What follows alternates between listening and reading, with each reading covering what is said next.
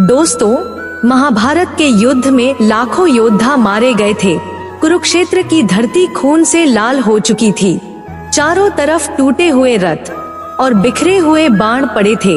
उसी लाशों के बीच एक ऐसे योद्धा की मौत हुई थी जिसने कर्ण जैसे महान योद्धा का दिल भी हिला दिया था। वह वीर योद्धा अभिमन्यु था। लेकिन दोस्तों, बहुत कम लोग जानते हैं कि मरने से ठीक पहले अभिमन्यु ने कर्ण को एक ऐसा सच बताया था जिसे सुनकर कर्ण अंदर तक टूट गया। उसके मन में बहुत बड़ा दुख और पछतावे का तूफान उठ गया। दोस्तों, इस रहस्य को जानने के लिए वीडियो को अंत तक जरूर देखें। तो आइए दोस्तों, वीडियो शुरू करते हैं। कहानी उस समय की है जब महाभारत के युद्ध का 13वां दिन चल रहा था। दुर्योधन, शकुनी, कर्ण और अन्य कौरवों ने एक घातक योजना बनाई, युधिष्ठिर को बंदी बनाना और अर्जुन को युद्ध भूमि से दूर ले जाना ताकि वह अपने बड़े भाई की रक्षा न कर सके। क्योंकि यदि युधिष्ठिर बंदी बन जाते तो पूरा युद्ध कौरवों के पक्ष में चला जाता और उनकी जीत लगभग तय हो जाती। इसी उद्देश्य से गुरु द्रोण ने एक ऐसी सैन्य रचना बनाई जिसे देवता भी आसानी से नहीं तोड़ सकते थे।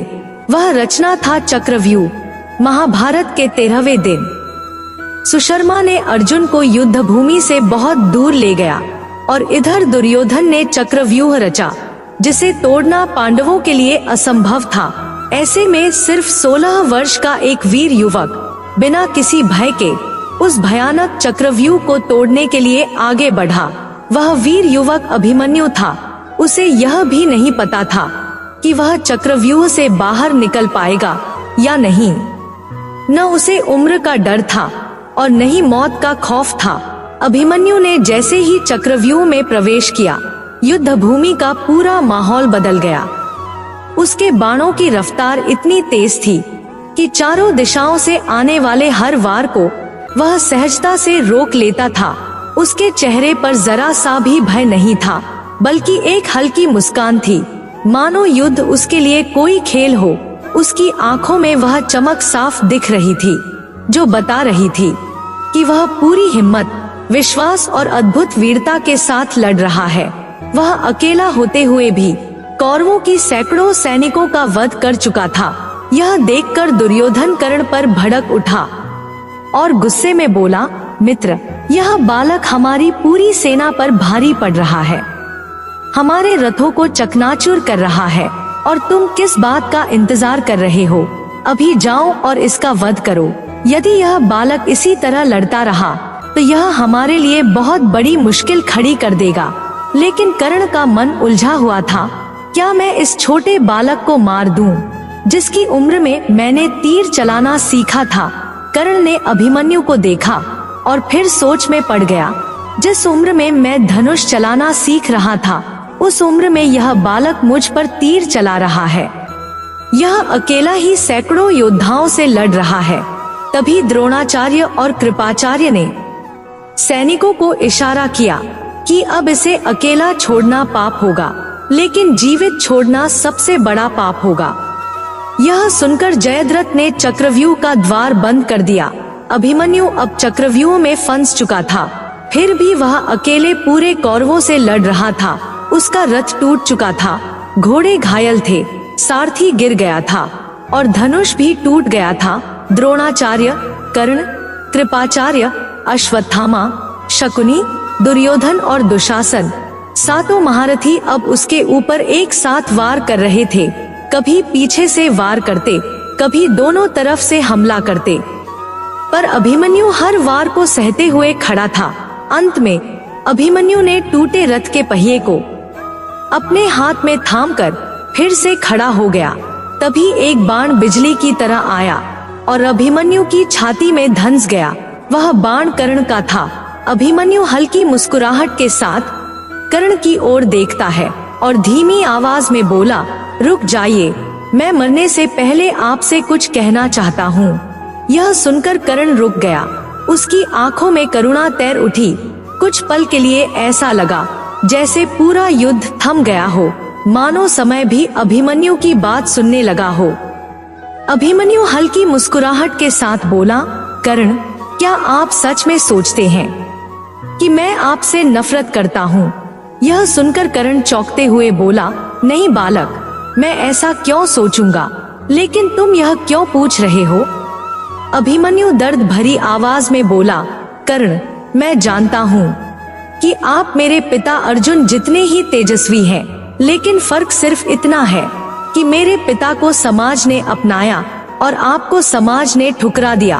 कर्ण चौंकते हुए पूछा, बालक, तुम कहना क्या चाहते हो?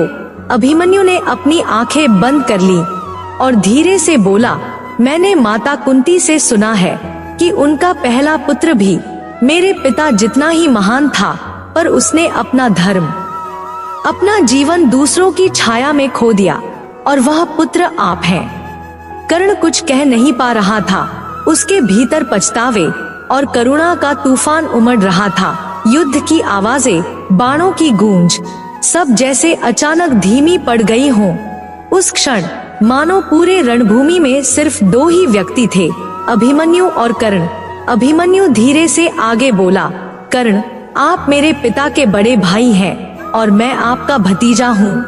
कर्ण गंभीर स्वर में पूछा, बालक, तुम्हें यह सब सच पता है? अभिमन्यु शांत स्वर में बोला, हाँ काका, और अब समय भी नहीं बचा। मैं जानता हूँ कि मैं मरने वाला हूँ, लेकिन जाने से पहले आपसे एक बात कहनी है। एक काका से उसके भतीजे की अंतिम विनती है। कर्ण कुछ कह नहीं पा रहा था, वह बस खड़ा था, भीतर ही भीतर टूटे हुए। अभिमन्यु ने धीरे से आगे बोला, काका, बस एक वचन दीजिए। मैं चाहता हूँ कि आप धर्म के साथ खड़े रहें। यही मेरा अंतिम विनती है, जो एक सच्चा काका अपने भतीजे के लिए करता है। यह सुनकर कर्ण रो पड़ा। उसकी आत्मा जैसे जलने लगी हो। वह धीरे से बोला, अभिमन्यु, मैं चाहकर भी पांडवों का साथ नहीं दे सकता। मैं दुर्योधन का ऋणी हूँ, उसके उपकारों का बंधक हूँ। अभिमन्यु ने मुस्कुराकर बोला, काका, यदि आप मेरे पिता का साथ नहीं दे सकते, तो कम से कम उन्हें मेरा संदेश दे देना। उनसे कहना कि उनका पुत्र बिना डरे आखिरी सांस तक लड़ा, और यह भी कहना कि उनके पुत्र को 7 महारथियों ने मिलकर मारा है। कर्ण अब बिल्कुल टूट चुका था। उसके सामने एक योद्धा नहीं, एक पुत्र अपनी विरासत सौंप रहा था। अभिमन्यु ने एक अंतिम लंबी सांस ली। उसकी आंखें धीरे से बंद हो गया और उसी क्षण वह वीर गति को प्राप्त हुआ। दोस्तों, अब आपके लिए एक सवाल है। कर्ण और अभिमन्यु के इस संवाद में आपको सबसे ज्यादा किस बात ने सोचने पर मजबूर किया है? अपना जवाब हमें कमेंट बॉक्स में जरूर बताइए।